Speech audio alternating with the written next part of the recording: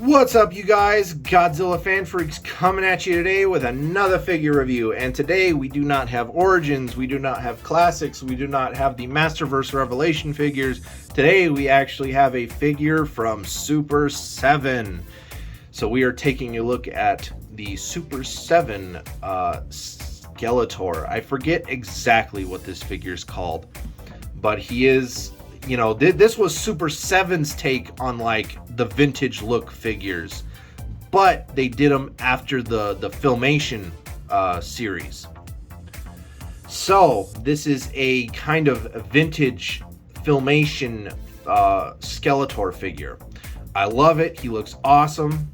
Picked him up on Amazon for a decent price not too long ago. Actually, I think my wife is the one who got this for me. So very thankful for that. She is awesome. She knows what I like. She knows what I love.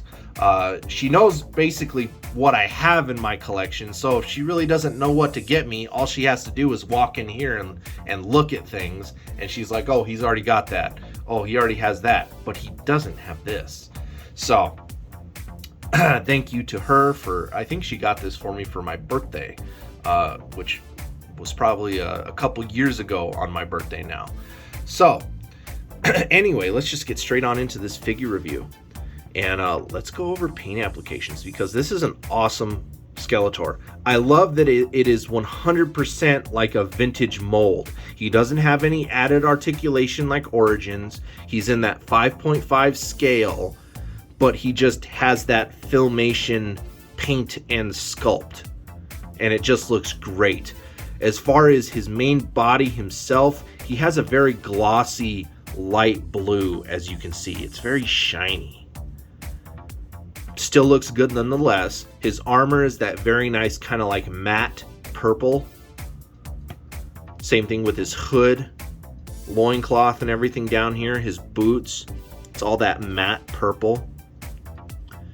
Underneath there, he's got this, fur underwear, that's just that normal black color.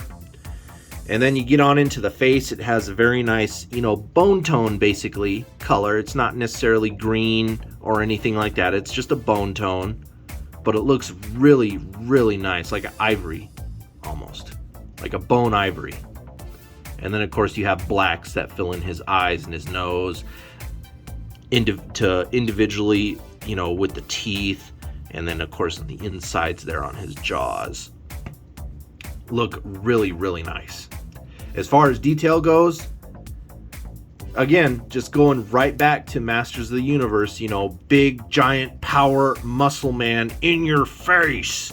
That is what these figures are about. I mean, just look at all the muscle tone in his legs, his arms, his chest, his back. Skeletor, always hitting it hard at the gym, always trying to outdo He-Man. Just really, really nice muscular detail.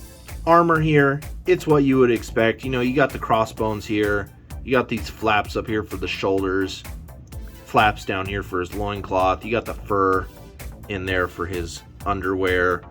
Boots, pretty much smooth, but you do have a nice rim up here. And he just has his normal feet. He doesn't have three-toed or anything like that. Fingers and everything, not individually sculpted except for the thumb on this hand, but still look really nice. Knuckles and all. This hand, fingers are individually sculpted. They almost look webbed in a way. Articulation on this guy, pretty simple. I mean, again, he just has that vintage mold, just with no added articulation. So he has the articulation you would expect from a vintage figure. His head can move side to side, and that's about it, just because the hood gets in the way of the rest of the mold. So you could really only turn his head side to side, no up and down, nothing like that. Arms, you can rotate down, up, ever so much. Nothing crazy. Again, this definitely gives you a scream of vintage. It feels like a vintage figure, and it just looks beautiful with it being the filmation Skeletor. He does have a waist joint, and he does have that action like the vintage figures. So you can turn him and he has that bam spring action. That's his little gimmick, and that can go either way. He can do it left or he can do it right. Try to do it with my hand not being in the way. Bam. So you do have that very nice old vintage gimmick there. You can take off his armor and his, loincloth belt. They are held in by these straps, but they are removable. His legs don't really like bend forward or backward. They just rotate. And then I think there's a hinge in there, but it really doesn't serve like a huge purpose. He can't do the Eternia splits because he's a very solid figure. You know what I mean? He's not really pliable. So it's a very hard plastic. But he's got all that going on, so his legs can rotate awkwardly. No boot cut, nothing in the feet. That's it. Not too hard to get him to stand though. Just got to find that center balance, and then he's ready to go. So no complaints on that. Accessory wise, he comes with his Havoc staff and a power sword, and it is not a half power sword, it is a full power sword. Power sword is the same as his armor, it's just a very nice matte purple. Detail, kind of what you would expect from the power sword. It looks like a power sword. It's got this little handle here. That way you can display him with both of these. I'll show you that in a minute. But let's take a look at the Havoc staff. The Havoc staff is the crown jewel of the accessories here. A very nice matte, like pink for the staff itself. And then the ram skull is like a matte gray. And the detail in that just looks great. I mean, this in itself is just an awesome piece. I love that mold. It looks so cool. So very good accessories. It doesn't sit firmly in his hand, but you can get it kind of to balance in there to where he can hold it, and then he gets thrown off balance. Let me work with you a little bit here, Skeletor.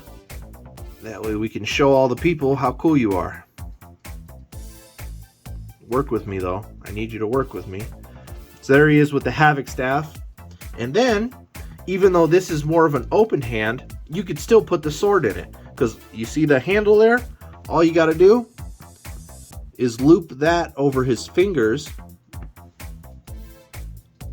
like so, and just kind of get it to balance and sit there in a position that you like.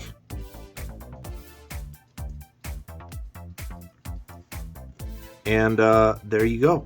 You can display this Skeletor with his Havoc staff and his power sword, because he doesn't have a holster on his back for the power sword.